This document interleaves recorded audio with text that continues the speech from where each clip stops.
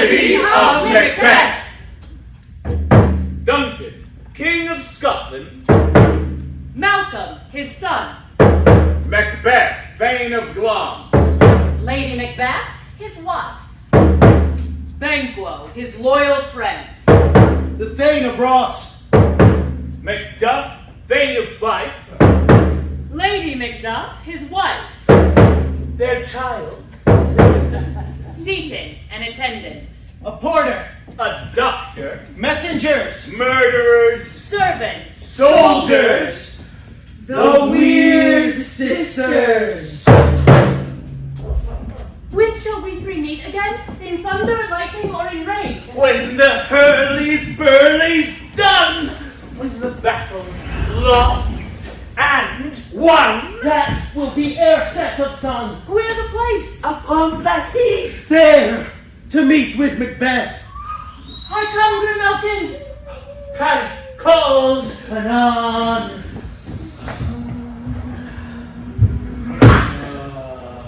Fair is foul, and foul is fair.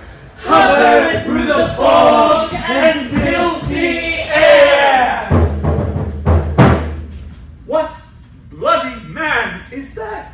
He can report, as is seeming by his plight, of the revolt, the newest state. The worthy Thane of Ross. God save King Duncan and young Malcolm. Whence camest thou, worthy Thane? From Fife, great king, when the Norwegian banners flout the sky and fan our people cold.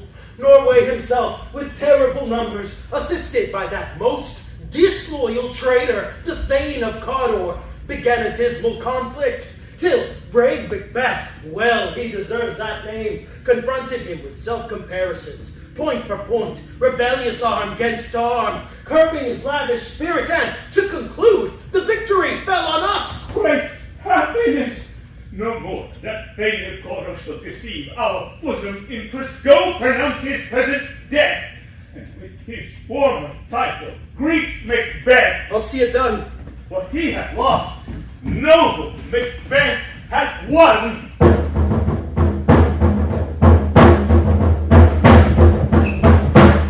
Where hast thou been, sister? Killing swine. Sister, where thou? A sailor's wife had chestnuts in her lap, and munched and munched and munched. Give me, quoth I, aroint thee, witch, the rump-fed Runyon cried. Her husband's to Aleppo gone, master of the tiger. But in a sieve I'll thither sail, and like a rat without a tail, I'll do, and I'll do. I'll give thee a wind. That kind. And I another. I myself have all the other, and the very ports they blow, all the quarters that they know in a shipman's card. I'll drain him dry as hay. Sleep shall neither night nor day hang upon his penthouse lid. He shall live a man forbid. Weary 7 nights, 9 times 9 shall he dwindle, peak, and pine. Though his bark cannot be lost, yet it shall be tempest-tossed! A drum! A drum! Macbeth doth come! The Weird Sisters, hand in hand, posters of the sea and land, thus to go about, thrice to thine, and thrice to mine, And thrice again to make up 9. Peace! The charms wound. So foul and fair a day I have not seen. How far is called to forest? Huh. What are these? So withered and so wild in their attire that look not like the inhabitants of the earth, and yet are aunt. Live you? Or are you oft that men may question? You seem to understand me by each at once her choppy finger laying upon her skinny lips. Speak if you can. What are you? All hail Macbeth. Hail to thee, Thane of Glamis. All hail, Macbeth! Hail to thee, Thane of Cawdor! All hail Macbeth! that shalt be king hereafter. Good sir, why do you start and seem to fear things that do sound so fair? In the name of truth, are ye fantastical, or that indeed which outwardly ye show? My noble partner, you greet with present grace and great prediction of noble having and of royal hope, that he seems rapt withal. To me you speak not. If you can look into the seeds of time and say which grain will grow and which will not, speak then to me, who neither beg nor fear your favors nor your hates. Hail! Hail! Hail! Lesser than Macbeth and greater. Not so happy, yet much happier. Thou shalt get kings, though thou be none. So all hail Macbeth and Banquo. Banquo and Macbeth, all hail. Stay, you imperfect speakers, tell me more. By Sinel's death I know I am Thane of Glamis, but how of Cawdor? The Thane of Cawdor lives a prosperous gentleman, and to be king stands not within the prospect of belief, no more than to be Cawdor. Say from whence you owe this strange intelligence, or why upon this blasted heath you stop our way with this prophetic greeting. Speak, I charge you! The earth hath bubbles as the water has, and these are of them. Whither are they vanished? Into the air. And what seemed corporal melted as breath into the wind. Would they had stayed? Were such things here as we do speak about? Or have we eaten on the insane root that takes the reason prisoner? Your children shall be kings. You shall be king. And the Thane of Cawdor, too, went it not so? To the self-same tune and words. Who's here? The king hath happily received, Macbeth, news of thy success. I am sent to give thee from our royal master thanks and to herald thee into his sight. And for an earnest of a greater honor, he bade me from him call thee Thane of Cawdor. In which edition, hail, most worthy Thane, for it is thine. What, can the devil speak true? The Thane of Cawdor lives. Why do you dress me in borrowed robes? Who was the Thane lives yet, but under heavy judgment bears that life, for treasons capital confessed and proved have overthrown him. Glamis and Thane of Cawdor, the greatest is behind. I thank you for your pains.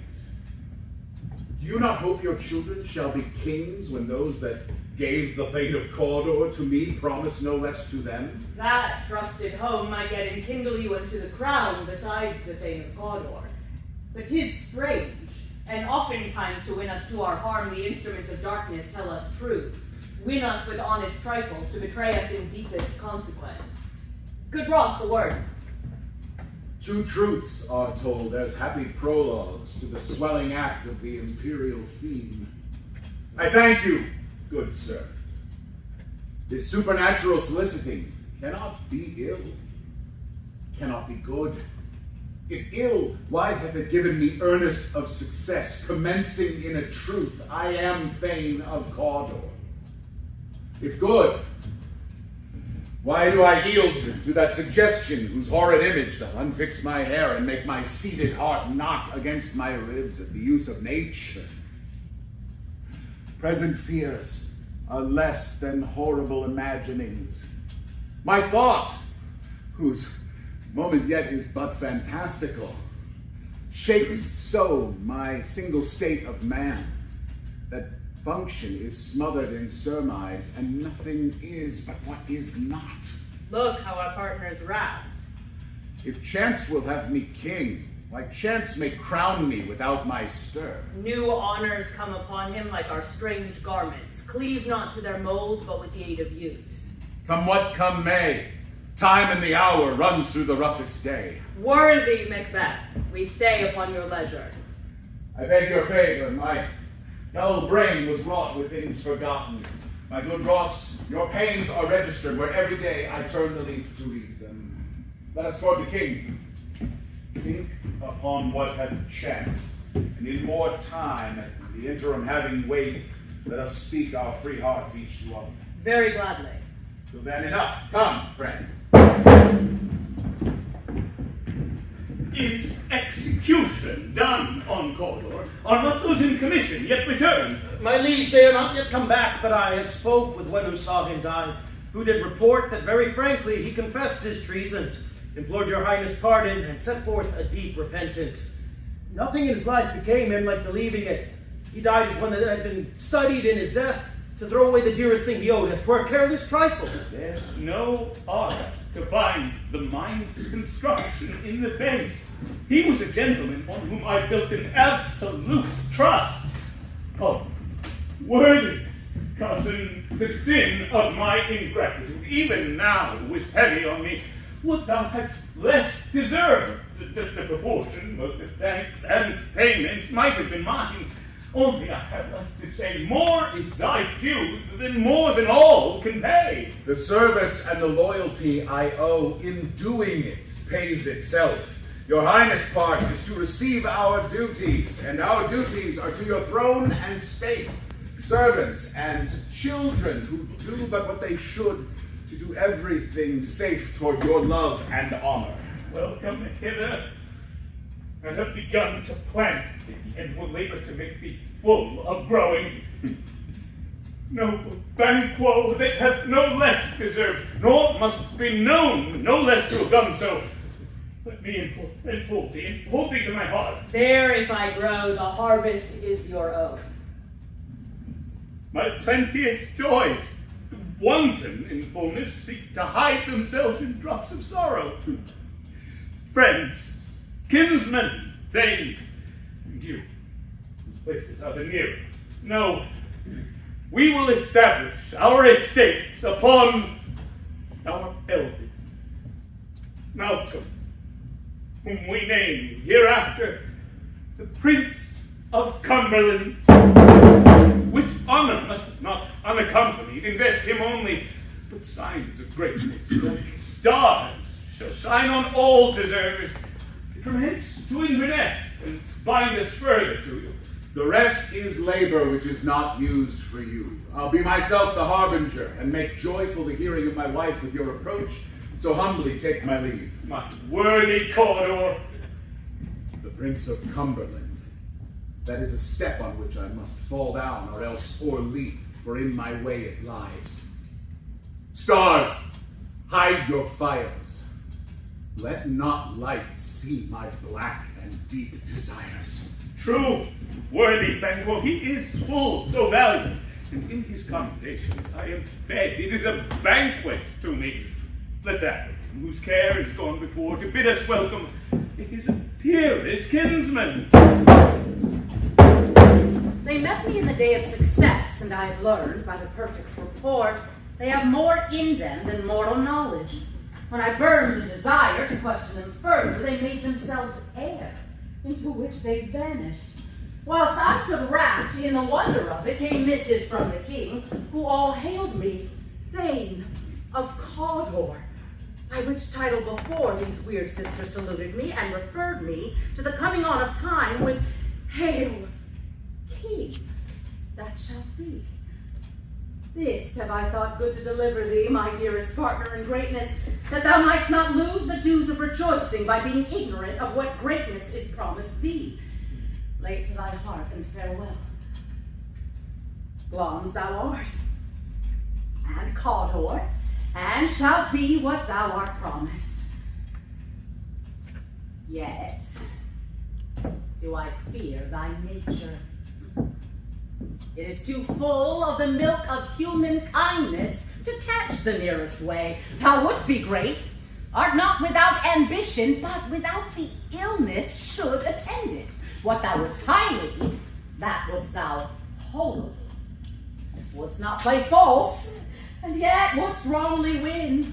Thou'st have, great wrongs, that which cries, thus thou must do, if thou have it, and that which rather thou dost fear to do, than wishes should be undone. Hie thee hither, that I may pour my spirits in thy ear, and chastise with my tongue all that impedes thee from the golden round, which fate and metaphysical aid doth seem to have thee crowned withal. What is your tidings? The king comes here tonight. Thou art mad to say it. Is not thy master with him, who were so would have informed for preparation? So please you, it is true. Our Thane is coming. One of my fellows had the speed of him who, almost dead for breath, and scarcely have more than would make up his message. Give him tending, he brings great news. The raven himself is hoarse that croaks the fatal entrance of Duncan under my battlements.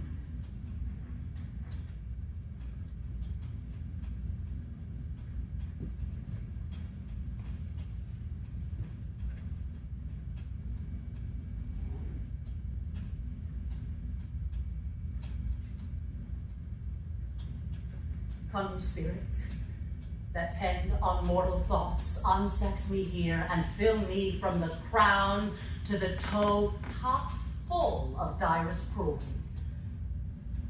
Make thick my blood. Stop up the access and passage to remorse, that no compunctious visitings of nature shake my fell purpose, nor keep peace between the effect and it. Come to my woman's breasts, and take my milk for gall, you murdering ministers, wherever in your sightless substances you wait on nature's mischief. Come, thick night, and pall thee in the dunnest smoke of hell, that my keen knife see not the wound it makes, nor heaven peep through the blanket of the dark to cry, hold, hold!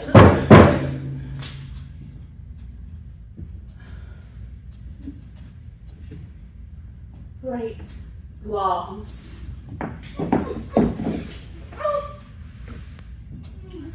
Worthy Cawdor, greater than both, by the all-hail hereafter. Thy letters have transported me beyond this ignorant present, and I feel now the future in the instant. My dearest love, Duncan comes here tonight. And when goes hence? Tomorrow, as he purposes. Never shall sun that morrow see. Your face, my thane, is as a book where men may read strange matters. To beguile the time, look like the time. Bear welcome in your eye, your hand, your tongue.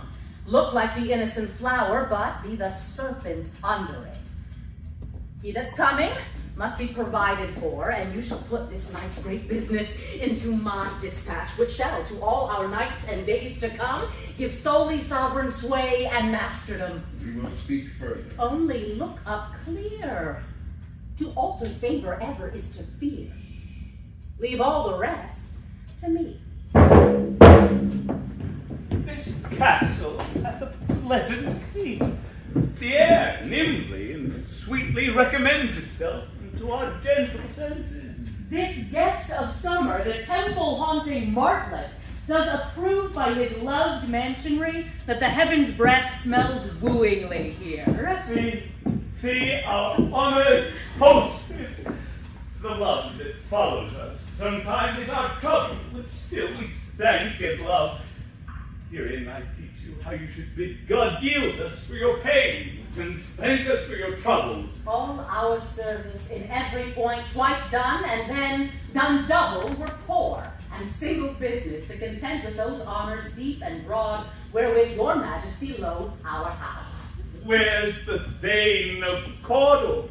We coursed him at the heels and had a purpose to be his purveyor, but he rides well, and his great love, sharp as his spur, hath pulled him to his home before us. Fair and noble hostess, we are your guests tonight. Your servants ever have theirs themselves, and what is theirs incompt to make their audit at your highness' pleasure, still to return your own. Give me your hand. Conduct me to mine host. We love him highly, and will continue our graces towards him. By your leave, hostess. If it were done when 'tis done, and were well it were done quickly. If the assassination could trammel up the consequence, and catch with his surcease success, that but this blow might be the be-all and the end-all. Here, but here upon this bank and shoal of time, we jump the life to come. But in these cases, we still have judgment here, that we but teach bloody instructions, which, being taught, return to plague the inventor. This even-handed justice commends the ingredients of our poisoned chalice to our own lips. He's here in double trust, First, as I am his kinsman and his subject, strong both against the deed. Then, as his host, who should, against the murderer, shut the door, not bear the knife myself. Besides, this Duncan hath borne his faculties so meek, hath been so clear in his great office, that his virtues will plead like angels, trumpet-tongued against the deep damnation of his taking off, and pity, like a naked newborn babe striding the blast, or heaven's cherubim horsed on the sightless couriers of the air, shall blow the horrid deed in every eye, that tears shall drown the wind. I have no spur to prick the sides of my intent, but only vaulting ambition, which o'erleaps itself and falls on the other. How now, what news? He has almost stopped. Why have you left the chamber? Have he asked for me? No, you not. He has. We will proceed no further in this business. He hath honored me of late, and I have bought golden opinions from all sorts of people, which should be worn now in their newest gloss, not cast aside so soon. Was the hope drunk wherein you dressed yourself?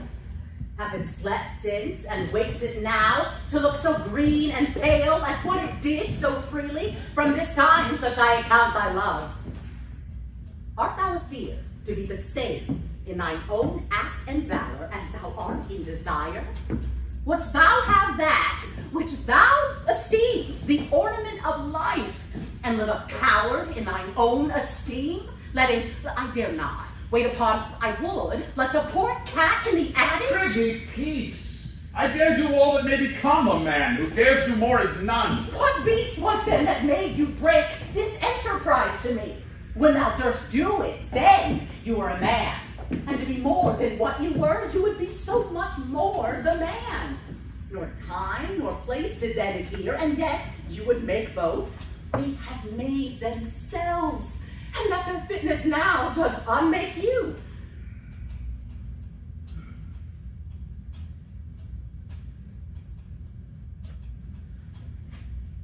I have given suck, and know how tender 'tis to love the babe that milks me. I would, while it is smiling in my face, have plucked my nipple from his boneless gums and dashed the brains out, had I so sworn as you have done to this. If we should fail. We fail? Let's screw your courage to the sticking place, and we'll not fail. When Duncan is asleep, whereto the rather shall his day's hard journey soundly invite him, his two chamberlains will I with wine and wassail so convince that memory, the warder of the brain, shall be a fume, and the receipt of reason a limbic only.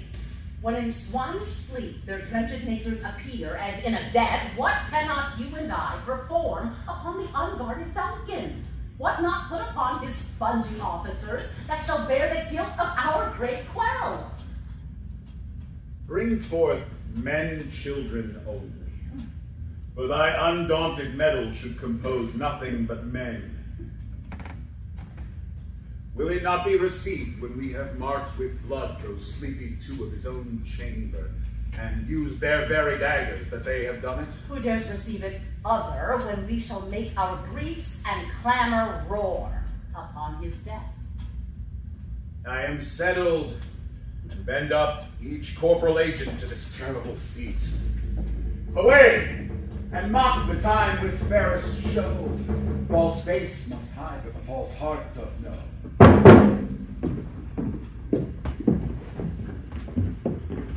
Who's there? A friend. Why, sir, not yet at rest. The king's abed. He hath been in unusual pleasure, and sent forth great largesse to your offices. This diamond he greets your wife withal by the name of most kind hostess, and shut up in measureless content. Being unprepared, our will became the servant to defect, which else should free have wrought. All's well. I dreamt last night of the three weird sisters. To you they have showed some truth. I think not of them. Yet, when we can entreat an hour to serve, we would spend it in some words upon that business, if you would grant the time. At your kindest pleasure. You shall cleave to my consent when 'tis. It shall make honor for you. So I lose none in seeking to augment it, but still keep my bosom franchised and allegiance clear. I shall be counseled. Good repose the while. Thanks, sir. The like to you.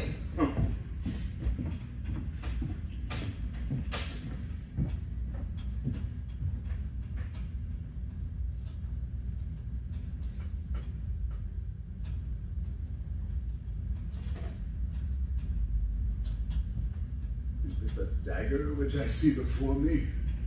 The handle toward my hand? Come, let me clutch thee. I have thee not, and yet I see thee still. Art thou not fatal vision, sensible to feeling as to sight?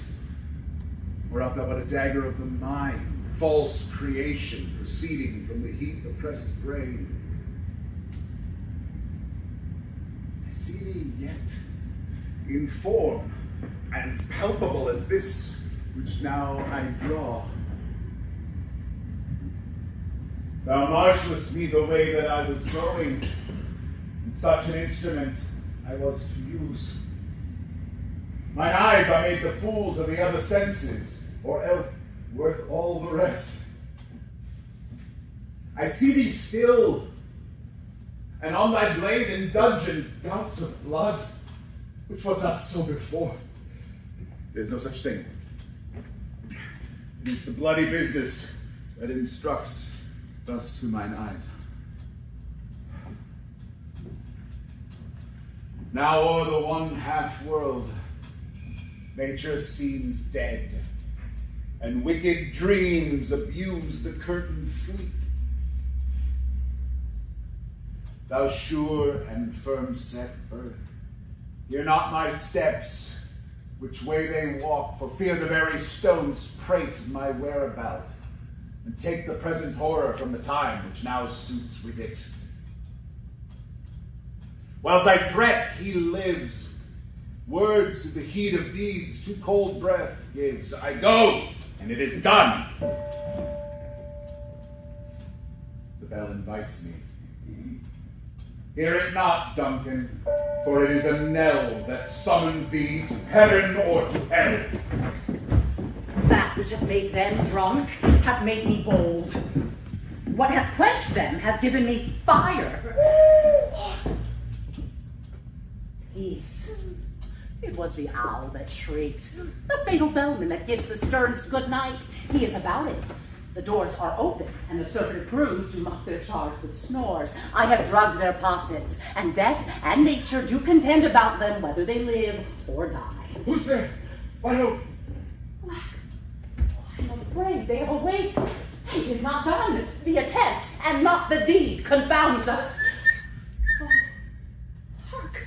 I lay their daggers ready. He could not miss them. Had not resembled my father as he slept, I had done it. I have done the deed. Didst thou not hear a noise? I heard the owl scream and the cricket cry. Did you not speak? When? Now. As I descended? I. Who lies the same? Well, not them. This is a sorry sight. Foolish word to say, a sorry sight. As one did laugh in sleep, and one cried murder, that they did wake each other. I stood and heard them, but they did say their prayers and dress them again to sleep. They are two lodged together. One cried, God bless us, and amen the other, as they had seen me with these hangman's hands. Listening their fear, I could not say amen when they did say God bless us. Consider it not so deeply. But wherefore could I not pronounce amen? I had most need of blessing, and amen stuck in my throat. These deeds must not be thought after these ways, so it will make us mad. Methought I heard a voice say, sleep no more. Macbeth doth murder, sleep the innocent, sleep.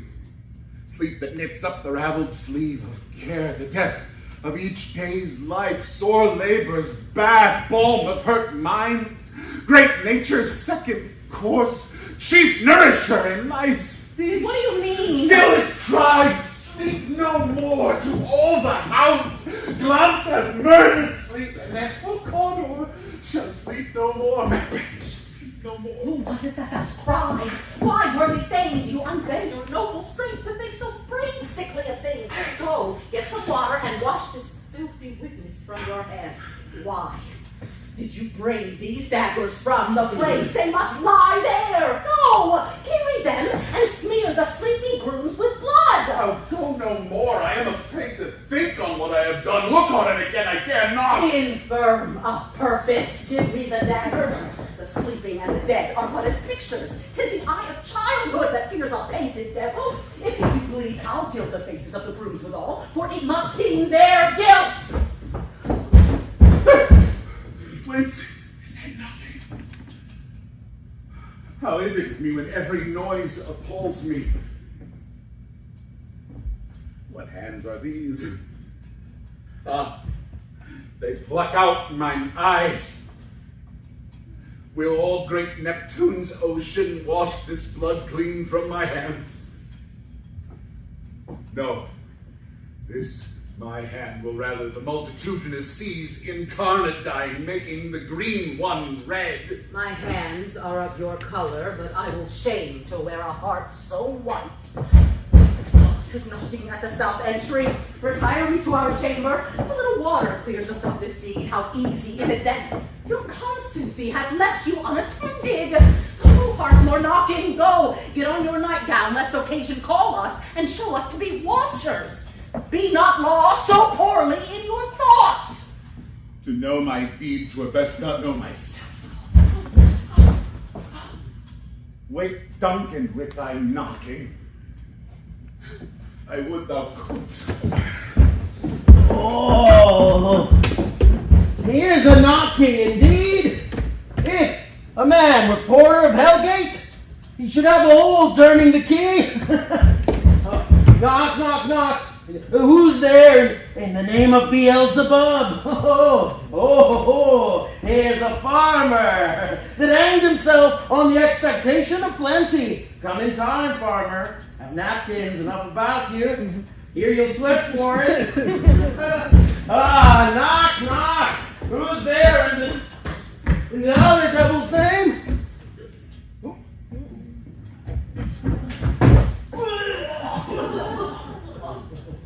Hey! Here's an equivocator who could swear in both the scales against either scale, who committed treason enough for God's sake, but could not equivocate to heaven. Come in, equivocator. Knock, knock. Who's there? Hey, here's an English tailor. Come hither for stealing out of a French hose. Yeah! Yeah! Hey, come in, tailor. Here, may you roast your goose. Knock, knock. Never quiet. What are you? This place is too cold for hell. I'll devil porter it no further. I thought to let in some of all professions that go the primrose way to the everlasting bonfire, but anon, anon.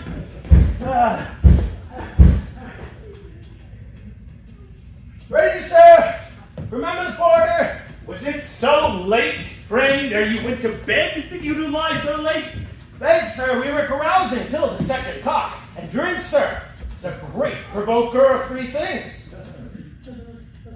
What three things does drink especially provoke? Mary, sir. Nose painting, sleep, and urine. Lechery, sir.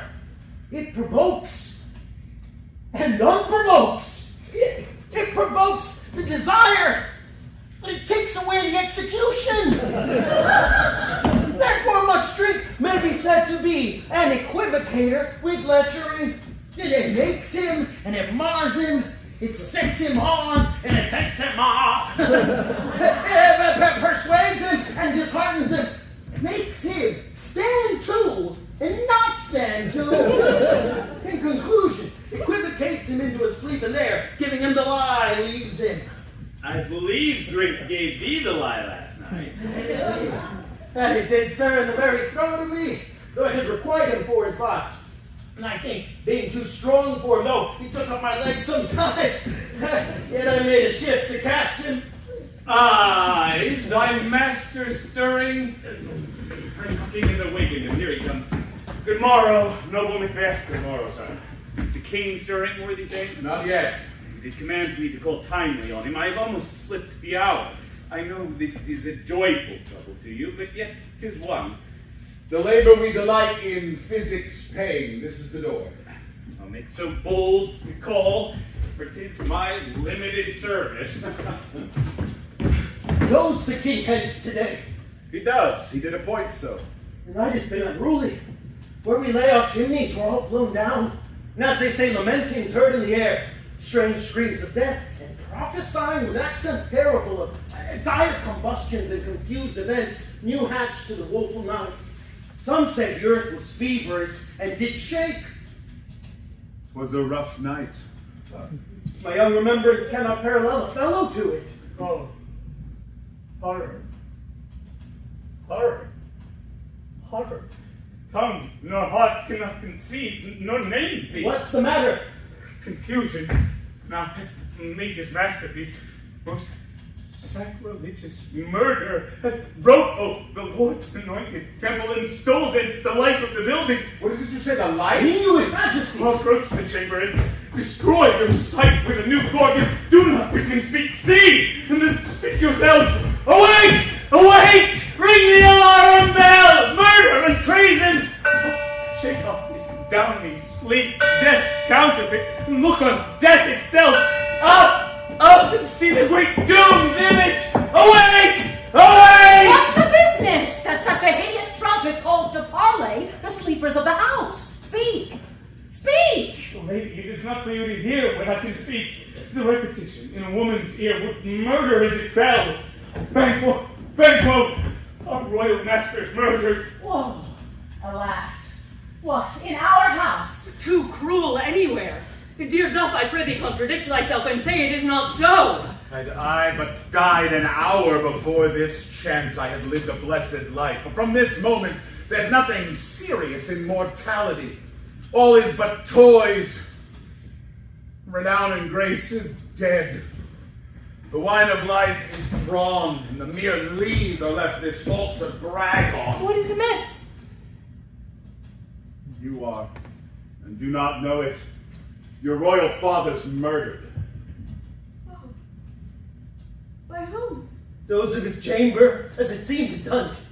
Their hands and faces were all bagged with blood. So with their daggers, which unwiped we found upon their pillows, they stared and were distracted. No man's life was to be trusted with them. Yet I do repent me of my fury that I did kill them. Wherefore did you, sir? Who can be wise, amazed, temperate, and furious, loyal and neutral in a moment? No man. The expedition of my violent love outrun the pauser reason. Here lay Duncan, his silver skin laced with his golden blood, and his gashed stabs look like a breach in nature for ruin's wasteful entrance. There, the murderers, steeped in the colors of their trade, their daggers unmannerly breached with gore. Who could refrain that had a heart to love, and in that heart courage who makes love known? Help me hence home! Look to the lady. Let us meet and question this most bloody piece of work to know it further. Fears and scruples shake us. In the great hand of God I stand, and thence against the undivulged pretense I fight of treasonous And malice. so do I. So all. Let us briefly put on manly readiness and meet in the hall together. I'll not consort with them. To show an unfelt sorrow is an office which the false man does easy. Where I am, there's daggers in men's smiles. Therefore to horse and shift away. There's warrant in that theft which steals itself when there's no mercy left. How goes the world with doth? I see you not. It's known who did this more than bloody deed. Those that Macbeth hath slain. Alas, the day, what good could they pretend? They were suborned, Malcolm, the king's own son, is stolen away and fled, which puts upon him suspicion of the deed. Against nature still, ruthless ambition that will raven up thine own life's means. It is most like the sovereignty will fall upon Macbeth. He is named already and gone to Scone to be invested. Where's Duncan's body? Carried to Colmkill, sacred storehouse of his predecessors and guardian of their bones. Will you Scone? No. Cousin, I'll to fight. Well, I will thither. Well, may you see things well done there. Adieu, lest our old road sit easier than our new.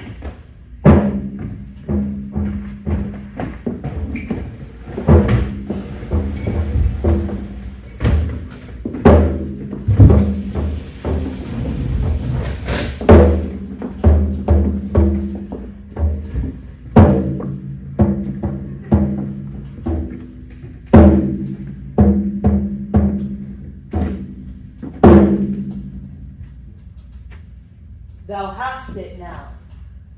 King, Cawdor, Glums, all as the weird sisters promised, and I fear thou playedst most foully for it. Yet it was said it should not stand in thy posterity, but that myself should be the root and father of many kings. If there come truth from them, as upon thee, Macbeth, their speeches shine, why, by the verities on thee made good, may they not be my oracles as well, and set me up in hope? But hush, no more. Here's our chief guest. If he had been forgotten, it had been as a gap in our great feast, and all thing unbecoming. Tonight we hold a solemn supper, sir, and I'll request your presence. Let your highness command upon me, to the which my duties are with the most indissoluble tie forever knit. Ride you this afternoon. Guide, my good lord. We should else have desired your good advice, which still hath been both grave and prosperous at this day's council, but we'll take tomorrow. Is it far you ride? As far, my lord, as will fill up the time twixt this and supper. Go not my horse, the better I must become a borrower of the night for a dark hour or twain. Fail not our feast. My lord, I will not. We hear our bloody cousin is bestowed in England, not confessing his cruel patricide, filling his hearers with strange invention. But of that tomorrow, where therewithal we shall have cause of state craving us jointly. I to horse, adieu till you return at night. Goes Fleance with you. Aye, my good lord. Our time does call upon us. I wish your horses swift and sure of foot, and so I do commend you to their backs. Farewell.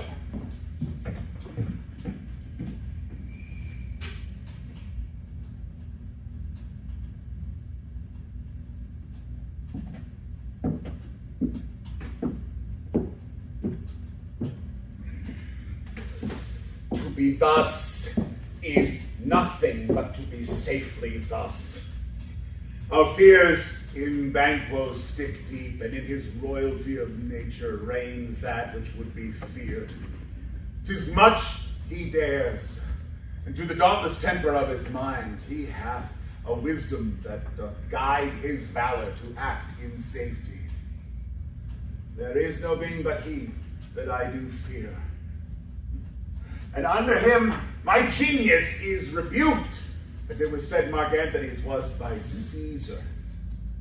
He chid the sisters when first they put the name of king upon me, and bade them speak to him. Then, prophet-like, they hailed him father to a line of kings. Upon my head they placed a fruitless crown, and put a barren scepter in my grip, thence to be wrenched with an unlineal hand, no son of mine succeeding. If it be so, for Banquo's issue have I filed my mind. For them, the gracious Duncan, have I murdered? Put rancors in the vessel of my peace only for them, and mine eternal jewel given to the common enemy of man to make them kings? The seeds of Banquo, kings. Rather than so, come, fate, into the list, and champion me to the utterance. He's there. Was it not yesterday we spoke together? It was, so please your highness. Well then, now have you considered of my speeches? Know that it was he in the times past which kept you so under fortune, which you thought had been our innocent self. This I made good to you in our last conversation, passed in probation with you, how you were born in hand, now crossed the instruments, who wrought with what, and all things else that should, to half a soul and to a notion crazed, say, thus did Banquo. I am one, my liege, whom the vile blows and buffets of the world hath so incensed, I'm reckless what I do to spite the world. And I another, so weary with disasters, tugged with fortune, that I would set my life on any chance to mend it, or to be rid on it. Both of you know Banquo was your enemy. True, my lord. So is he mine. And in such bloody distance that every minute of his being thrusts against my nearest of nature. And shall my lord perform what you command us? So our lives should be... Your souls shine through you. Within the hour at most, I will acquaint you where to plant yourself. The moment on it, for it must be done tonight. And something from the palace. Always thought that I require a clearness. And with him, to leave no rubs or blotches in the work. Fleance, his son that keeps him company, whose absence is no less material to me than is his father's, must embrace the fate of that dark hour. Resolve yourselves apart. I'll come to you anon. We are resolved, my lord. All on you. Abide within. It is concluded. Banquo, thy soul's flight, if it find heaven, must find it out tonight. Not had, all spent, where our desire is got without content. 'Tis safer to be that which we destroy than by destruction dwell in doubtful joy. How now, my lord? Why do you keep alone? Of sorriest fancies or companions making, using those thoughts which should indeed have died with them they think on. Things without all remedy should be without regard. What's done is done. We have scorched the snake, not killed it. She'll close and be herself, whilst our poor Malice remains in danger of her former tooth. But let the frame of things disjoint. Both the worlds suffer ere we will eat our meals in fear or sleep in the affliction of those terrible dreams that shake us nightly. Duncan is in his grave at Delight's fitful fever. He sleeps well. Treason has done his worst. No steel, no poison, malice domestic, foreign letting, nothing to touch him further. Come on, gentle, my lord. Sleep o'er your rugged looks. Be bright and jovial among your guests tonight. So shall I, love, and so I pray be you. Give your remembrance to Banquo. Present him eminence, both in eye and tongue. Unsafe the while that we must lave our honors in these flattering streams and make our faces visits to our hearts, disguising what we are. You must leave this. Full of scorpions is my mind, dear wife. Thou knowest that Banquo and his Fleance live. But in them nature's copies, not etern. There's comfort yet. They are assailable. Then be thou jocund. Ere the bat hath flown his cloistered flight, there shall be done a deed of dreadfulness. What's to be done? Be innocent of the knowledge, dearest Chuck, till thou applaud the deed. Come, sealing night. Scarf up the tender eye of pitiful day with that bloody and invisible hand. Break apart that great bond that makes me pale. Light thickens, and the crow makes wing to the rooky wood. Good things of day begin to droop and drowse, while night's black agents to their prey do rouse. Thou marvelest at my words, but hold thee still, Things bad begun make strong themselves by ill. But who did join with us? Macbeth. He needs not our mistrust, since he delivers our offices, and what we are to do to the location just. Then stand with us. West, yet glimmers with some streaks of day. Now spurs the lated traveler apace to gain the timely inn, and near approaches the subject of our watch. Hark, I hear horses. Give us light there, oh. Tis he then, all the rest that are within the note of expectation, or already in the court. His horses go about. Almost a mile, it usually does so. So all men do, from hence to the palace gate make it their walk. A light, tis he. Stand to it. There's husbandry in heaven. Their candles are all out. It will be rain tonight. Let it come down. Fly with guns! Fly! The man's within! Villain!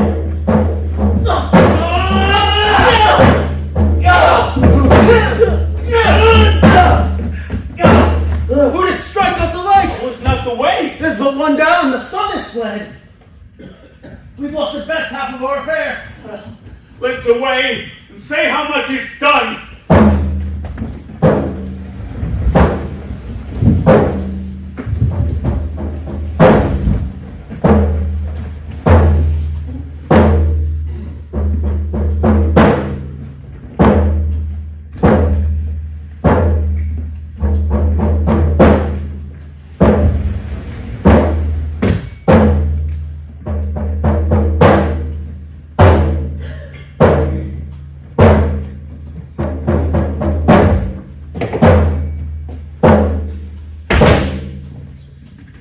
You all know your degrees. Sit down. At first and last, a hearty welcome. Thanks, dear Majesty. Ourself will mingle with society and play the humble host.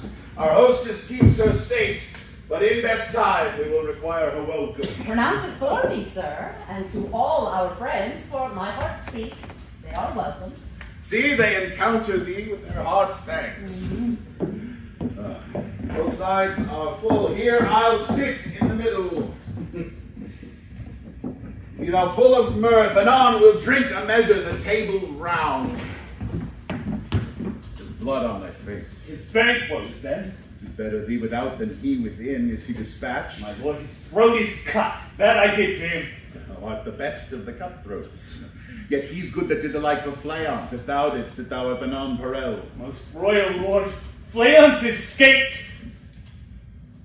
Then comes my fit again. I had else been perfect. Whole as the marble, founded as the rock, as broad and general as the casing air, but now I am cap and crid, confined, bound in by saucy doubts and fears. But Banquo safe? Aye, my good lord, safe in a ditch he bides, with 20 clenched gashes on his head, the least adept to nature.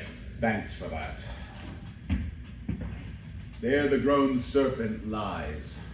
The worm that's fled hath nature that in time will venom breed. No teeth for the present. My royal lord, you do not give the cheer. The feast is sold that is not often vouched, while 'tis a making, 'tis given with welcome. Sweet remembrance. Now, good digestion, weight on appetite, and health on both. Health on both! May please that your highness sit.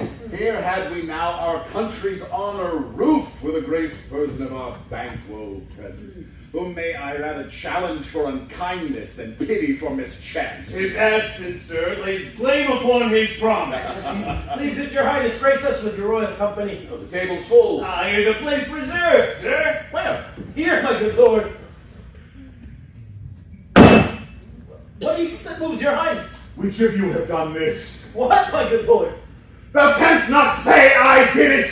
Never shake thy gory locks at me! Gentlemen, rise. His highness is not well.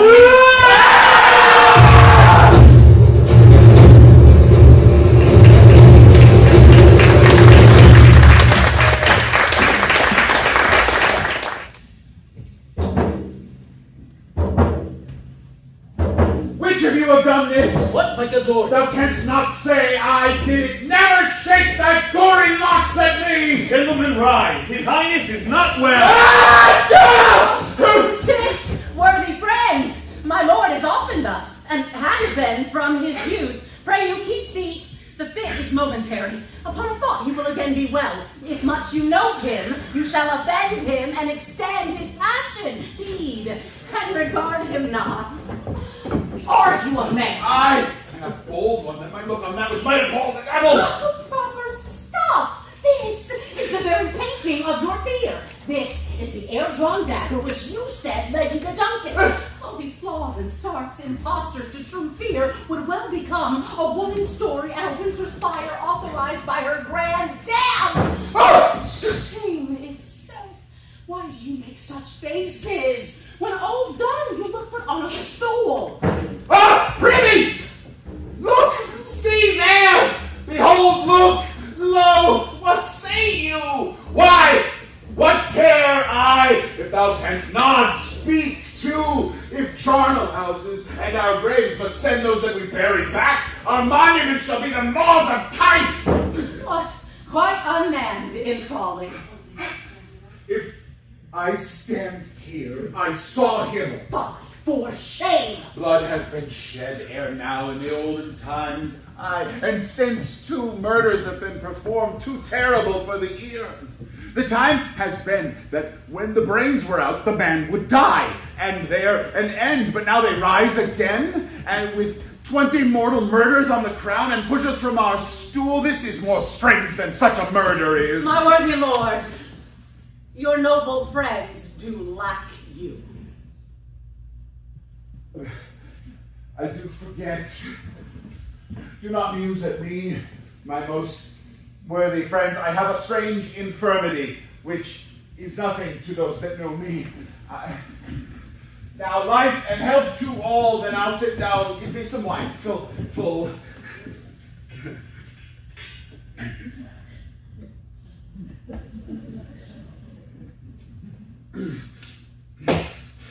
I drink to the whole health of the general table, and to our dear friend Banquo, whom we miss.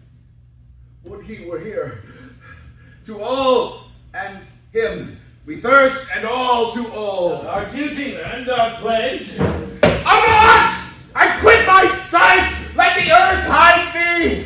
Thy bones are marrowless, thy blood is cold, thou hast no speculation in those eyes which thou dost flare with! Think of this, good peers, but as a thing of custom, 'tis no other, only it spoils the pleasure of the time. What man dare? I dare!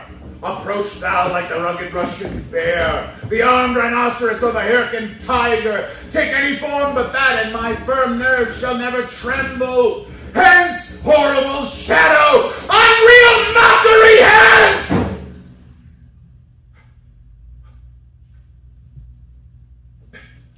Why so, being gone, I am a man again. Pray you, sit still. You have displaced the mirth, broke the good meeting with most admired disorder. Can such things be that overcome us like a summer's cloud, without our special wonder? You make me strange, even to the disposition that I owe, that now I think you can behold such sights and keep the natural ruby of your cheek when mine is blessed with fear. What sights, my lord? I pray you speak not. He grows worse and worse. Question enrages him. At once, good night. Stand not upon the order of your going, but go at once. Good night. Better health attend his majesty. A kind good night to all.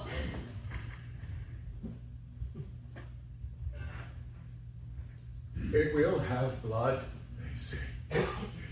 Blood will have blood. Stones have been known to move, and trees to speak. Augurs and understood relations have, by maggot pies and choughs and rooks, brought forth the secretest man of blood.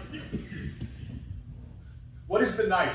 Almost at odds with morning, which is which? How sayest thou that Macduff denies his person at our great bidding? Did you send to him, sir? I hear it, by the way. But I will send. There's not a one of them but in his house I keep a servant feed. I will tomorrow, and betimes I will To the weird sisters, more shall they speak, for now I am bent to know by the worst things the worst. For mine own good, all causes shall give way. I am in blood, stepped in so far that should I wade no more, returning were as tedious as gore. You lack the season of all natures. Sleep. Come, will to sleep. This strange and self-abuse is the initiate fear that wants hard use. We are but young indeed.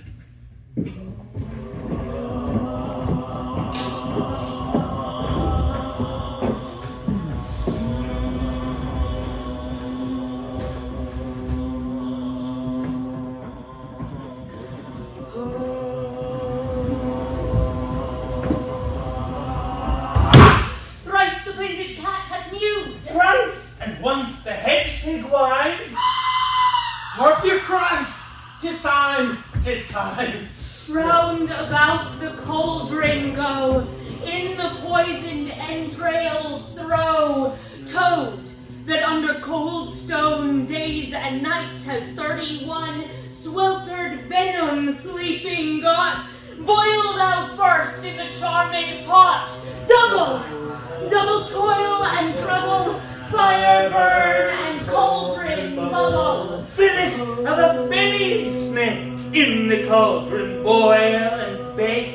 Eye of newt and toe of frog, wool of bat and tongue of dog, adder's fork and blind worm's sting, lizard's leg and howlet's wing. For a charm of powerful trouble, like a hell broth, boil and bubble, double toil and trouble, fire burn and cauldron bubble. Scale of dragon, tooth of wolf, witch's mummy, maw and gulf of the raven, salt sea shark, root of hemlock digged in dark.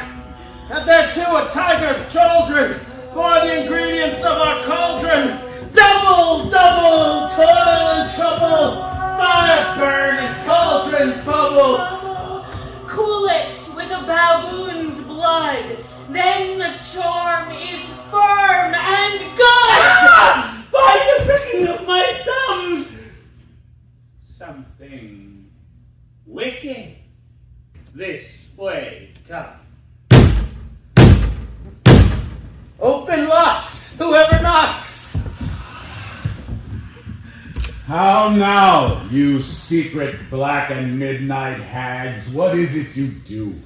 A deed without a name. I conjure you by that which you profess, howe'er you come to know it, answer me. Though you untie the winds and let them fight against the churches, though the foamy waves confound and swallow navigation up, though palaces and pyramids do slope their faces to their foundations, though the treasure of nature's germins tumble all together, even till destruction sicken, answer me to what I ask of you. Speak, Demand! We'll answer. say if thou hadst rather hear it from our mouths or from our masters. Call him. Let me see him. Pour in sow's blood that hath eaten her 9 pharaoh, grease that's sweatin' from the murderer's gibbet, throw into the flame. Come high or low, thyself and office deftly show. Macbeth, Macbeth, Macbeth, beware Macduff, beware the Thane of Fife, dismiss me, enough. Whate'er thou art, for thy good caution, thanks, thou hast my fear aright. But one word more! He will not be commanded. Here's another more potent than the first. Macbeth! Macbeth! Macbeth! Had I 3 ears, I'd hear thee. Be bloody, bold, and resolute. Laugh to scorn the power of man, for none of woman born shall harm Macbeth. Then live, Macduff. What need I fear of thee?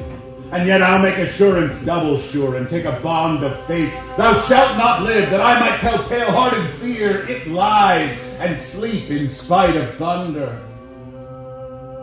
What is this that rises like the issue of a king, and wears upon his baby brow the round and top of sovereignty? Listen, but speak not to it. Be lion-mettled, proud, and take no care who chafes, who frets, or where conspires are. Macbeth shall never vanquished be, till great Burnham Wood to high Dunsinane Hill shall come against him. That shall never be. Who can impress the forest, bid the tree unfix his earth-bound roots? Sweet bodements, good. Rebellious dead, rise never till the wood of Burnham rise, and our high-placed Macbeth shall live the lease of nature, pay his time to help in mortal custom. Yet my heart throbs to know one thing. Tell me if your art can tell so much. Will Banquo's issue ever reign in this kingdom? Seek to know no more. I will be satisfied. Deny me this, and an eternal curse fall on you. Let me know. Show! Show his eyes and grieve his heart. Come like shadows, so depart. Thou art too like the spirit of Banquo. Down! Thy crown doth sear mine eyelids, and thy hair, thou other gold-bound brow, is like the first. The third is like the former. Filthy hags! Why do you show me this? A fourth! Star's eyes! What? Will the line stretch on to the crack of doom? Another yet? A seventh? I'll look no more. And yet the eighth appears, who bears a glass that shows me many more. And some I see that twofold balls and treble scepters carry, horrible sight. And now I know it is true, for the blood-boltered Banquo smiles upon me and points at them for his. What? Is this so? Aye, sir, all this is so. Where are they? Gone? Let this pernicious hour stand I accursed in the calendar. Come in out there! What's your grace's will? Saw you the weird sisters? No, my lord. Can they not buy you? No, indeed, my lord. Infected be the air they ride upon, and damned all those who trust them. I did hear the galloping of horse. Who was it came by? 'Tis 2 or 3, my lord, that bring you word. Macduff is fled to England. Fled to England. Aye, my good lord. Time, thou anticipates my dread exploit. The flighty purpose is ne'er o'ertook, unless the deed go with it. From this moment, the very firstlings of my heart shall be the firstlings of my hand. And even now, to crown my thoughts with acts, be it thought and done, the castle of Macduff I will surprise, seize upon Fife, give to the edge of the blade his wife, his babes, all unfortunate souls that trace him in his line. No boasting like a fool. This deed I'll do before this purpose cools. What had he done to make him fly the land? You must have patience, madam. He had none. His flight was madness. When our actions do not, our fears do make us traitors. You know not whether it was his wisdom or his fears. Wisdom! To leave his wife, to leave his babes, his mansion and his titles in a place from whence himself does fly. He loves us not. He wants the natural touch. For the poor wren, the most diminutive of birds, will fight her young ones in the nest against the owl. All is the fear and nothing is the love. As little is the wisdom when the flight so runs against all reason. My dearest cause, I pray you, school yourself. But for your husband, he is wise. noble, judicious, and best knows the fits of the season. I dare not speak much further, but cruel are the times when we are traitors and do not know ourselves. We hold rumor from what we fear, yet know not what we fear, but float upon a wild and violent sea each way we move. I take my leave of you. Shall not be long, but I'll be here again. Things at the worst will cease, or else climb upward to what they were before. My pretty cousin, blessings upon you. Fathered he is, and yet he's fatherless. And so much a fool should I stay longer. It would be my disgrace and your discomfort. I take my leave at once. Sirrah, your father's dead. And what will you do now? How will you live? As birds do, Mother. What, with worms and flies? With what I get, and so do they. Poor bird. Let's never fear the net nor line, the pitfall nor the gin. Why should I, Mother? Poor birds they are not set for. My father's not dead, for all you're saying. Yes, he is dead. How wilt thou do for a father? Nay, how will you do for a husband? Why, I can buy me 20 at any market. You'll buy him to sell again. Thou speakst with all thy wit, and yet if faith with wit enough for thee. Was my father a traitor, Mother? Aye, that he was. What is a traitor? Why, one that swears and lies. And be they all traitors that do so? Every one that does so is a traitor, and must be hanged. And must they all be hanged that swear and lie? Every one. Who must hang them? Why, the honest men. Then the liars and swearers are fools. For there are liars and swearers enough to beat the honest men and hang up them. Oh, God help thee, poor monkey. But how wilt thou do for a father? If you were dead, you'd weep for him. If you would not, it were a good sign I should quickly have a new father. Poor prattler! How thou talk'st! Bless you, fair dame. I am not to you known, though in your state of honor I am perfect. I doubt some danger does approach you nearly. If you will take a homely one's advice, be not found here, hence with your little ones. Heaven preserve you, I dare abide no longer. Whither should I fly? I have done no harm. But I remember now, I am in this earthly world, where to do harm is often laudable, to do good, sometime accounted dangerous folly. Why then, alas, do I put up that womanly defense to say I have done no harm? What are these faces? Where is your husband? I hope in no place so unsanctified where such as thou mayst find him. He is a traitor. Thou liest, thou shag-eared villain! Young fry of treachery! He has killed me, Mother. Run away, I pray you!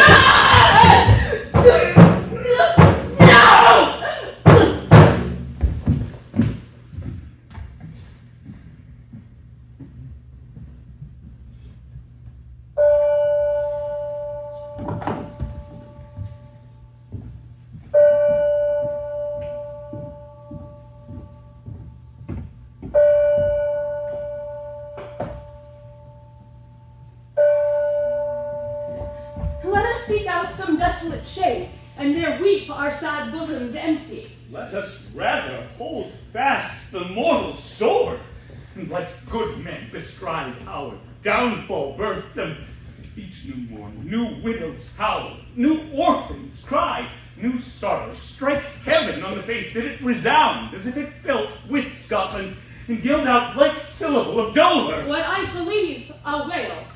What no, believe. And what I can redress, as I shall find the time to friend, I will. What you have spoke, it may be so, perchance. This tyrant, whose sole name blisters our tongues, was once thought honest. You have loved him well. He hath not touched you yet. I am young, but something you may discern of him through me, and wisdom to offer up a weak, poor, innocent lamb to appease an angry god. I am not treacherous. But Macbeth is. A good and virtuous nature may recoil in an imperial charge, but I shall crave your pardon. That which you are, my thoughts cannot transpose. Angels are bright still, though the brightest fell. Let not my jealousies be your dishonors, but mine own safeties. You may be rightly just, whatever I shall think. Fare thee well, Lord. I would not be the villain that thou thinkst for the whole space that's in the tyrant's grasp, and the rich feast to boot. Be not offended. I speak not as an absolute fear of you. I think our country sinks beneath the yoke. It weeps, it bleeds, and each new day a gash is added to her wounds. I think withal there would be hands uplifted in my right, and here from gracious England have I offer of goodly thousands. But for all this, when I shall tread upon the tyrant's head or wear it on my sword, yet my poor country shall have more vices than it had before by him that shall succeed. What should he be?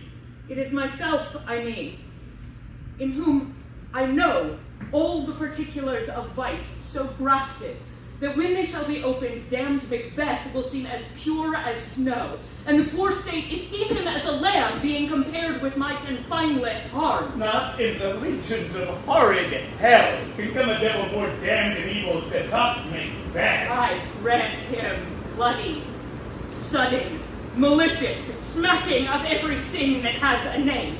But there's no bottom, none, in my voluptuousness. Better Macbeth than such a one to reign. Boundless intemperance in nature is a tyranny. It had been the untimely ending of the happy throne and fall of many kings. Yet do not fear. Scotland hath poisons to fill up your will of your mere own. All this is work with other graces. Wait. But I have none. The king becoming graces, as justice, verity, temperance, stableness, I have no relish of them, but abound in the division of each several crime, acting it many ways. Nay, had I power, I should pour the sweet milk of concord into hell, uproar the universal peace, confound all unity on earth. Scotland. If such a one be fit to govern, speak. I am as I have spoken. Fit to govern? No, not to live. Oh, nation miserable! When wilt thou see thy wholesome days again? Since the truest issue of thy throne, by his own interdiction stands accused and does blaspheme his breed. Thy father was a most sainted king. The queen that bore thee oftener upon her knees than on her feet died each day she lived. These evils that thou repeatest upon thyself have banished me from Scotland. Macduff, this noble passion, child of integrity, hath from my soul wiped the black scruples, reconciled my thoughts to thy good truth and honor. Devilish Macbeth by many of these trains had sought to win me into his power, and modest wisdom plucks me from over-credulous haste. But God above deal between thee and me, for even now I put myself to thy direction, and unspeak mine own detraction. Here abjure the taints and blames I laid upon myself for strangers to my heart. What I am truly is thine and my poor country's to command. Now we'll together, and the chance of goodness be like a warranted quarrel. Why are you silent? Such welcome and unwelcome things at once. It's hard to reconcile. Who comes here? Greetings, Prince Malcolm. Oh, gentle cousin Ross, welcome hither. Stand Scotland where it did. Alas, poor country almost afraid to know itself. Cannot be called our mother, but our grave. Where nothing but who knows nothing is once seen to smile. Sighs and groans and shrieks that rent the air are made, not marked. Where violent sorrow seems a modern ecstasy. Oh, relation too nice and yet too true. What's the newest grief? That but an hour's age doth hiss the speaker, each minute teems a new one. How does my wife? Well, And all my children? well, too. The tyrant hath not battered at their peaks. Well, they were well at peace when I did leave them. Be not stumbling in your speech. How goes it? As I came hither to bring forth the heavy tidings which I had borne, there ran a rumor of many worthy fellows that were out, which was to my belief witness the rather for that I saw the tyrant's power afoot. Now is the time of help. Your eye in Scotland would create soldiers, make our women fight to doff their dire distresses. Be it their comfort, we are coming thither. Gracious England has lent us good soldiers, full 10,000 men. Would I could answer this comfort with the like. But I have words that would be held out in the desert air, where hearing should not latch them. What concern they? The general cause? Or is it a fee grief due to some single breast? No mind that's honest, but in it shares some woe, though the main part of it pertains to you alone. It be mine. Keep it not from me. Quickly, let me have it. If not your ears despise my tongue forever, which shall soon possess them with the heaviest sound that ever yet they heard. Oh, I guess at it. Castle is surprised. Wife and babes savagely slaughtered.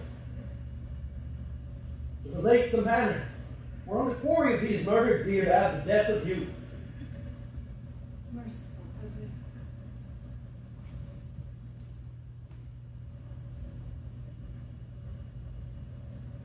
What man? Here put your hand upon your brow. Give sorrow words. The grief that does not speak whispers the o'erfraught heart and bids it break. My children, too. Wife, children, servants, all that could be found. And I must be from thence.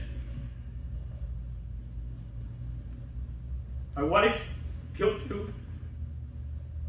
I have said. Be comforted. Let us make medicines of our great revenge to cure this deadly grief. He has no children.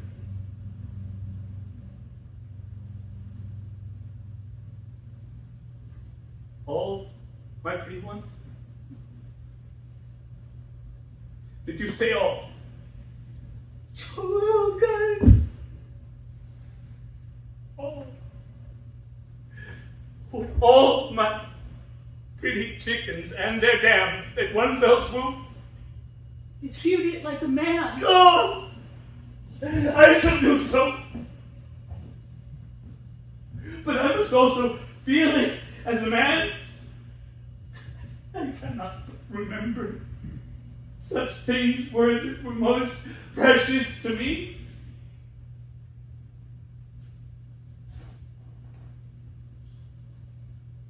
Heaven rest them now.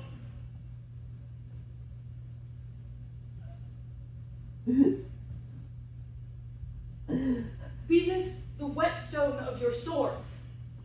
Let grief convert to anger. Blunt not the heart enraging. Oh, I could slay the woman with mine eyes and braggart with my tongue. The gentle heavens cut short all intermission. Front to front bring now this fiend of Scotland and myself within my sword's length set in feast gate. Heaven forgive him too. This tune goes manly. Come, go we to the king. Our power is ready. Our lack is nothing but our leave. Macbeth is ripe for shaking, and the powers above put on their instruments. Receive what cheer you may. The night is long that never finds the day.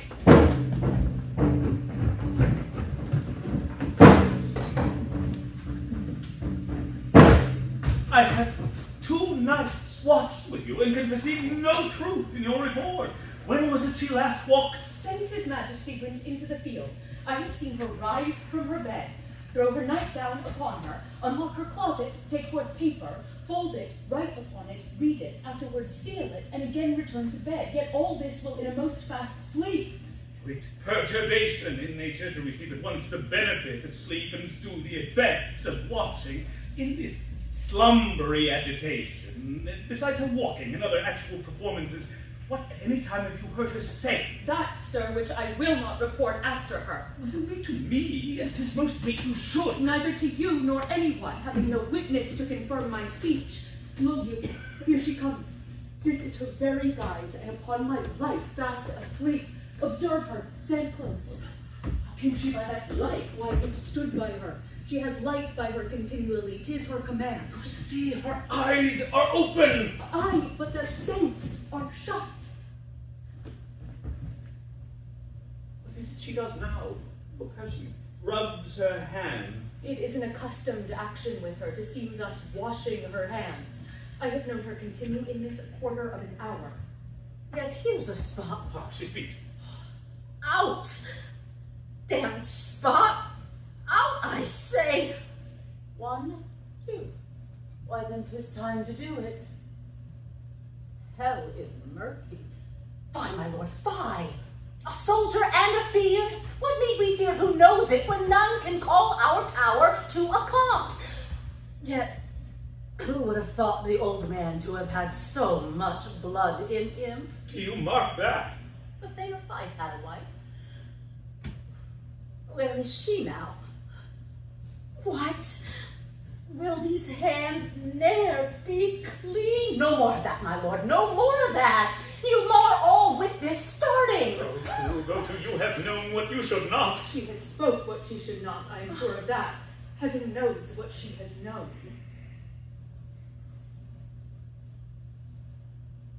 Here is the smell of the blood still. All the perfumes of Arabia will not sweeten this little hand. Ah, ah, ah, ah. What a sigh is there.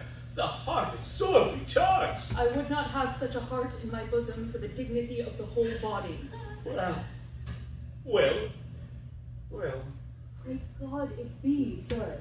This disease is beyond my practice. Yet I have known those which have walked in their sleep who have died holily in their beds. Wash your hands. Put on your nightgown. Look not so pale. I tell you yet again, Babel's buried. He cannot come out on's grave. Even so. To bed. To bed. I hear a knocking at the gate. Come. Come. Give me your hand. What's done cannot be undone. To bed. To bed. Will she go now to bed? Directly. Foul whisperings are abroad. Unnatural deeds breed unnatural troubles. Infected minds to their death pillows will discharge their secrets. More needs she the divine than the physician. God forgive us all. Look after her, remove from her the means of all annoyance, and still keep eyes upon her. So, good night. My mind, she hath baffled and amazed my sight.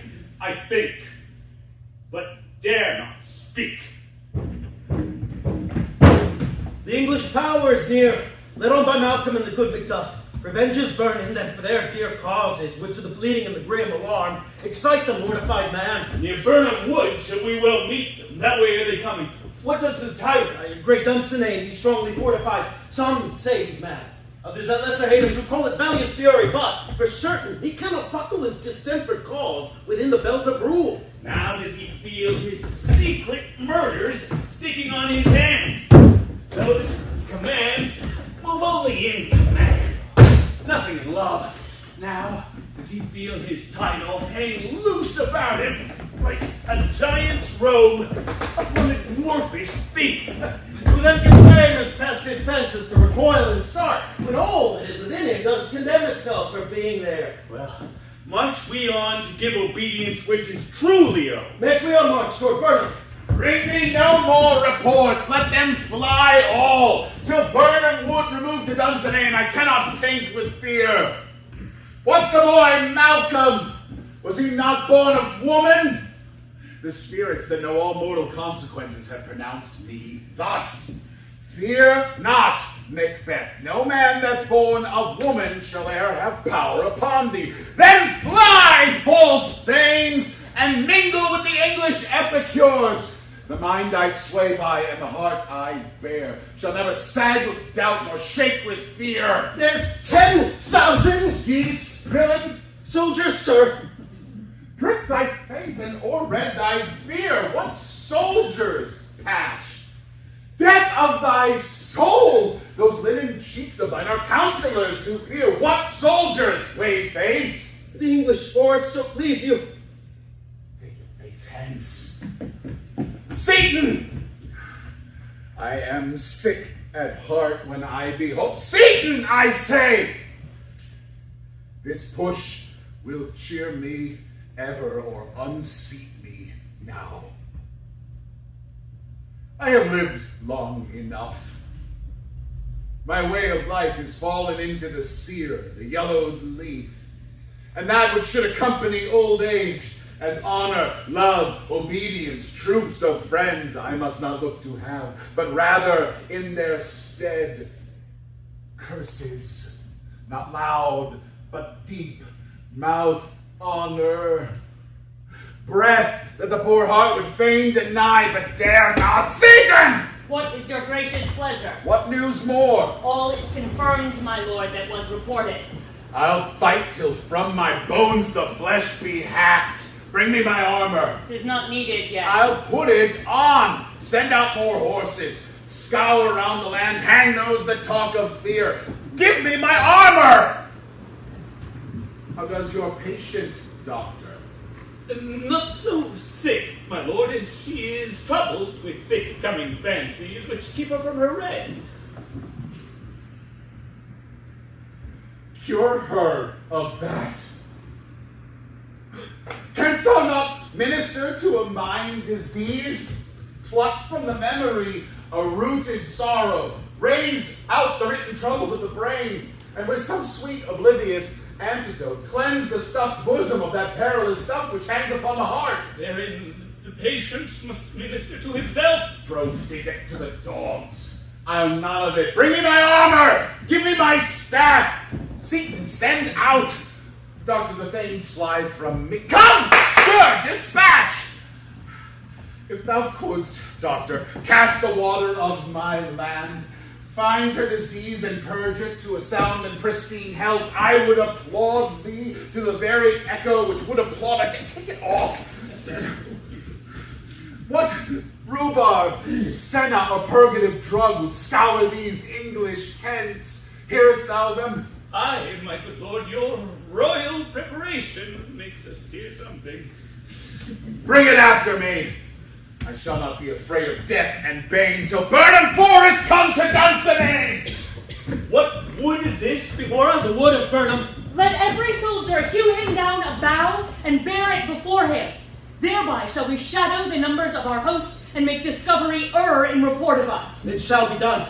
We learn no other but the confident tyrant keeps still in Dunsinane and will endure our setting down before it. 'Tis his main hope. But where there is advantage to be given, both more and less have given him the revolt, and none serve with him but constrained things whose hearts are absent too.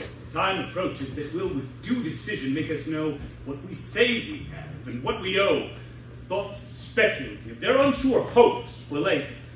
Certain issue, strokes must arbitrate, towards which advance the war. Hang out our banners on the outward walls. The cry is still they come. Our castle strength shall laugh a siege to scorn. Here may they lie till famine and the ague eat them up. Within our force, with those that should be ours, we might have met them dare for beard to beard and beat them backward home. What is that noise? It is the cry of women, my good lord. I have almost forgotten the taste of fears. The time has been my senses would have cooled to hear a night shriek. I have supped full with horrors. Direness, familiar to my slaughterous thoughts, cannot once start me. Wherefore was that cry? The queen, my lord, is dead.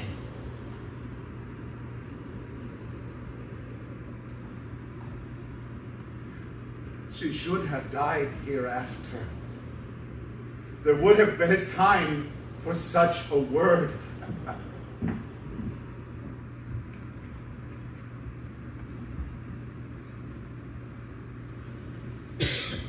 Tomorrow. And tomorrow. And tomorrow creeps in this petty pace from day to day.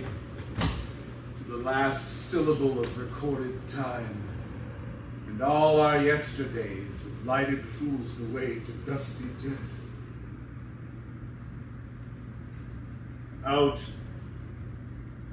brief candle. Life's but a walking shadow, a poor player that struts and frets his hour upon the stage and then is heard no more. It is a tale told by an idiot, full of sound and fury, signifying nothing.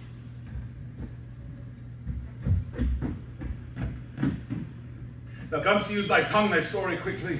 Gracious my lord, I should report that which I say I saw, but know not how to do it. Well, speak, sir.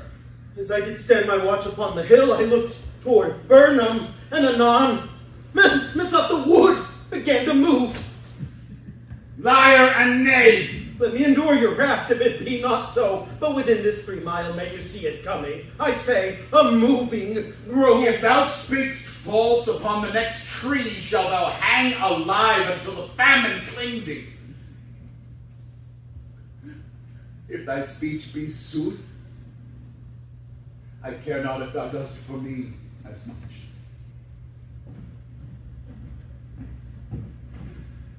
I pull in resolution and begin to doubt the equivocation of the theme that lies like truth. Fear not till Burnham wood do come to Dunsinane, and now a wood come towards Dunsinane. On! On and out! If that which ye avouches does appear, there is no flying hence nor tarrying here.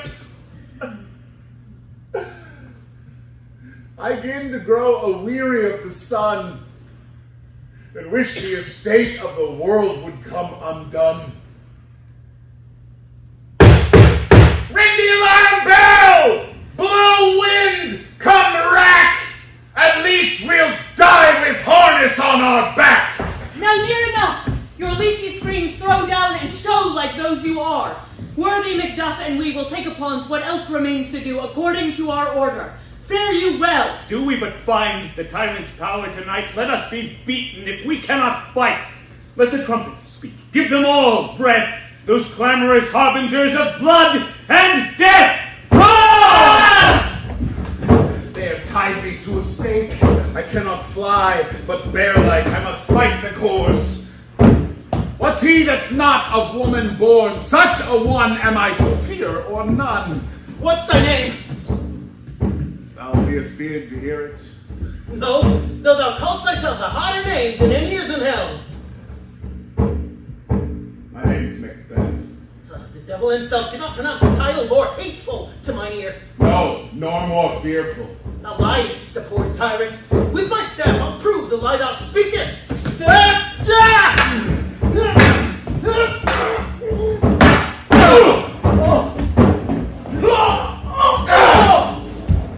Thou wast born of woman. Swords I smile at, weapons laugh to scorn, brandished by man that's of a woman born. Why should I play the Roman fool and die on my own sword, while I see lives, the gashes do better on them? Turn, hellhound! Turn. Of all men else I have avoided thee, but get thee back. My soul is too much charged with blood of thine already. I have no words. My voice is in my arms. Thou bloodier villain than terms can give thee out!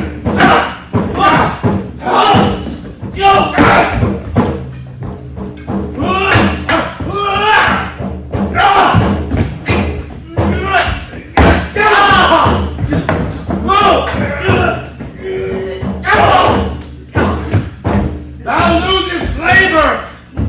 I bear a charmed life, which must not yield to one of woman born. Despair not, charm! And let the angel whom thou still hast served tell thee, Macduff was from his mother's womb untimely ripped! Accursed be the tongue that tells me so.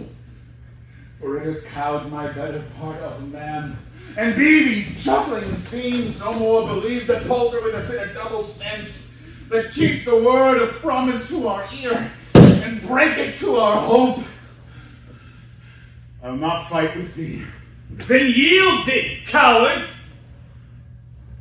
and live to be the show and gaze of the time.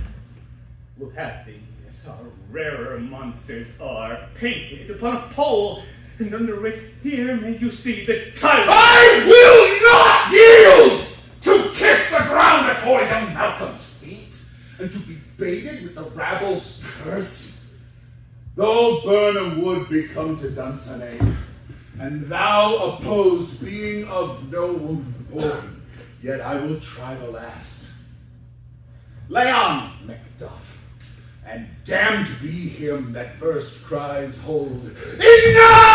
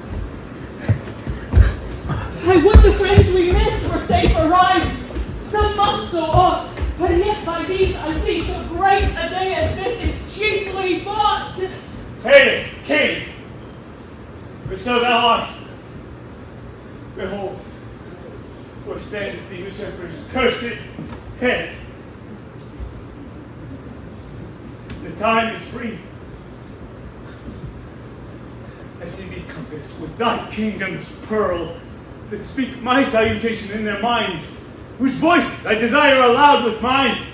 Hail, King of Scotland! Hail, King of Scotland! We shall not spend a large expense of time before we reckon with your several loves and make us even with you. My thanes and kinsmen henceforth be earls, the first that Scotland ever in such an honor named. What's more to do, which would be newly planted with the time, as calling home our exiled friends abroad that fled the snares of watchful tyranny, producing forth the cruel ministers of this dead butcher and his fiend-like queen, who as 'tis thought by self and violent hands took off her life. This, and what needful else that calls upon us by the grace of grace, we will perform in measure, time, and place. So thanks to all at once, and to each one, whom we invite to see us crowned at Scone.